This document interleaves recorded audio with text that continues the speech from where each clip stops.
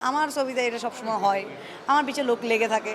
So এটা নিয়ে কোনোভাবেই বিচলিত হইও না। তোমরা তোমাদের দিক থেকে কনফিডেন্ট থাকো। সাকিব ভাইয়া ওখান থেকে ফোন করে বলছে যে, "এইটা নিয়ে বিচলিত হইও না। আমার ছবিতে এটা সবসময় হয়। আমার পিছে লোক লেগে থাকে।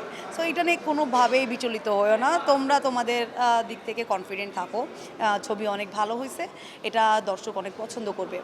সো ভাইয়া আমাদেরকে অনেক সাহস দিছেন। হ্যাঁ, এটাই যেটা আমার ডিরেক্টর বলছে, এটা কিন্তু লম্বা রেসের ঘোড়া। এটা অনেকদিন সাস্টেইন করবে। স্পেশালি এর গানগুলা, এর প্রতিটা গান মানুষের হৃদয় ছুঁয়ে যাবে।